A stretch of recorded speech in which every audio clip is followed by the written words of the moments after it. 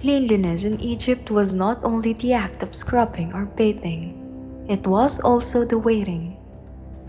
After linen was washed in Nile water, after stains were rubbed with ash or natron, after garments were beaten against flat stones until they yielded their grits, there was one final step, letting the desert itself finish the cleansing. The sun and the wind were partners in this process, steady and unhurried. Garments were lifted from rinsing jars, heavy and dripping, and carried to racks made of wood or reeds. These racks were simple, cross beams tied together, branches lean in rows. But they held the fabric at just the right height to catch the air. Cloth was spread wide, pleats tugged straight, folds smoothed by hands. Each garment fluttered softly as it took the breeze, its damp weight slowly yielding to lightness. The Egyptians knew the balance well. Sunlight was needed to bleach the linen, to draw it towards whiteness, to kill what was hidden in damp. But too much sun, too long in direct glare, and fibers grew brittle, snapping more easily when worn. So, garments were often turned, rotated, shaded when necessary. Sometimes they were left half in shadow, catching the air more than the light, so that the drying was even and the cloth softened instead of stiffened. The sound of it was soothing, fabric snapping lightly in gusts, reed racks creaking, birds calling overhead. The smell changed too. Damp cloth at first carried the faint tinge of ash, of natron, of river water, but as it dried, the scent became lighter, touched with sunlight, touched with air. That clean, nearly intangible fragrance that comes not from oils or perfumes, but from openness itself. People waited. There was no rushing the desert's rhythm. Children played near the racks, weaving between lines of cloth, laughing as they hid behind billowing sheets. Women inspected seams, retying what had loosened. Men leaned on staffs, watching the wind's progress, sometimes chanting short songs to pass the time. Drawing was both work and rest, labor completed by nature, requiring only attention and patience. When garments were ready, they were light again, soft in the hand, cool to the touch. They folded crisply, pleats holding their shape, edges neat. Stacks of fresh linen were brought back into homes, ready for another cycle of wear and wash. The dress in linen that had just dried beneath the desert sun was to wear a piece of the air itself, to carry the scent of wind and light against the skin. This was more than convenience, it was identity. To the Egyptians, cleanliness was visible, and linen was the canvas upon which it displayed. A freshly dried garment was not simply cloth, it was proof of rhythm kept, of attention given, of balance maintained between body, household, and world. Even in temples, garments were dried with the same care. Priesthood required purity, and linen used in rituals was treated as sacred. To lay such cloth out beneath the sun was not just practical but spiritual, letting Ra himself, the sun god, bless the fabric, letting the wind of Shu pass through it. When those garments were later worn in rituals, their freshness was part of the offering. And so wind drying was never an afterthought. It was a final gesture, a closing note in the song of cleanliness.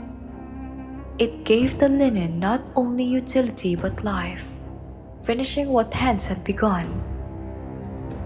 But there was still one more step in the rhythm of staying clean, not for the day, but for the night. To lie down to sleep with the faintest scent of soap or oil was itself a ritual of comfort, a way of ending the day as fresh as it began. That is where we go next, into the hush of bedtime, when fragrance and linen met to cradle the body in rest. Cleanliness in Egypt did not end when the sun fell, just as the day began with scrubbing, pouring, and sealing. So it ended with gentleness. Small rituals that prepared the body not only for rest but for dreams. To be clean was not only to work comfortably in daylight, it was also to sleep in harmony, to enter the night in balance. Soap in Egypt was not the bar we imagined, but a mix of natron, ash, and oils, sometimes worked into a paste, sometimes rubbed into linen itself. Its scent was faint, sharp but pleasant, like the memory of fire softened by sweetness. After the last meals of the day, after lamps were lit and courtyards quieted, garments were adjusted, faces rinsed, and the faint scent of soap lingered on the hands. That scent, woven into cloth, into beddings, into very air of the room, became a signal. The day was complete. The body was ready to rest. Linen mattered here as much as it did in the morning. Fresh layers were tucked close, cool against skin still faintly oiled, still faintly fragrant with beeswax. Blankets were light, often little more than cloth folded double, but they carried the same sense of renewal. To lie between clean linen was to feel embraced by purity itself, to feel that Ma'at had been restored not only in body, but in spirit. The Egyptians loved fragrance, and bedtime was no exception. Some tucked herbs, thyme, mint, or lotus petals into their pillows or near their mats, letting the faint scent rise as they drifted off. Others rubbed a drop of perfume oil into wrists or temples, a modest touch, never heavy, meant to soothe the mind. These scents were not indulgence but comfort, reminders of order and care. To smell clean was to feel safe, and to feel safe was to invite sleep. Imagine lying on a reed mat beneath a flat roof, the night breeze slipping through shutters, carrying the scent of river water and dusted earth, linen cool against skin, the faint trace of soap on the air, the warmth of oil still softening the body, stars above, scattered across the dark sky, as steady as the day's rituals. The body rested because the mind knew balance had been kept. There had been no waste, no neglect. Every act had been measured, thoughtful, wise. Even for the poor, even for servants and laborers, this rhythm of cleanliness was honored. It might be simpler, it might rely more on sand and ash, less on oils and fine linen, but the pattern remained. To wash, to change, to end the day clean was part of identity itself.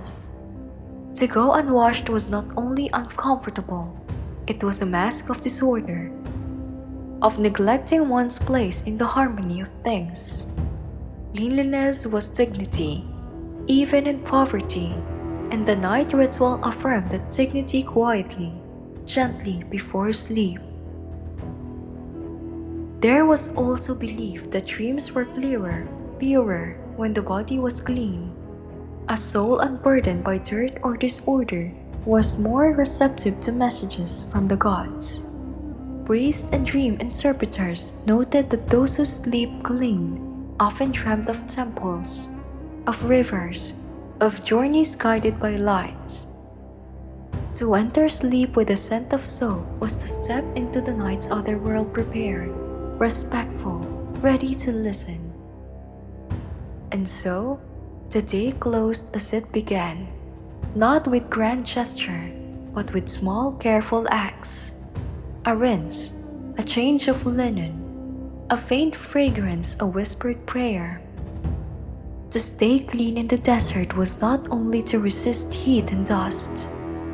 It was to affirm balance in every hour, to weave ma'at into morning, into noon, into night. From grit to glow in 6 steps, that was the rhythm of Egyptian cleanliness. It began dry, with sand and ash scrubs that swept away the night's dust. It continued with careful pouring from copper jugs, streams of water that refreshed without waste. It sealed itself with the beeswax and oils, shaping hair, softening skin, modesty perfuming the body. It wrapped itself in fresh linen, garments laundered and dried beneath the desert wind, whitened by sun, softened by patience. It trusted the breeze to finish what water began, and it ended with the lightest of scents, soap, herbs, and oils, guiding the body into rest. To the Egyptians, these steps were not indulgence, they were identity. To be clean was to be balanced, to show respect for self, for community, for gods. In paintings, the whiteness of linen shone as brightly as the gold of jewelry. In texts, purity was praised as much as strength. In life, these rituals gave comfort, dignity, and belonging. And they were wise. Every drop of water was measured, every act was shared. Children learned early to scrub with sand, to tilt jugs carefully, to fold linen crisply. Families washed together, dried together, perfumed together. Cleanliness was not private luxury, but communal rhythm. In the desert, where dust never ceased, where sweat returned as quickly as it was washed away, cleanliness was not permanence, it was practice. Each day, again and again, the rituals unfolded. Each day, balance was restored. So, when we imagine staying clean in ancient Egypt, we are not imagining extravagance.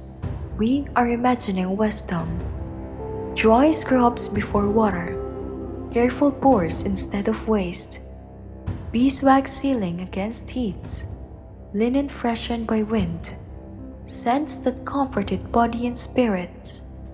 A spa day in a sandland, yes, but also a way of life. And as the night closed, with linen tucked close and soap faint on the air, Egyptians slept not only clean but assured that they had lived the day wisely, that they belonged to order, that they would wake renewed.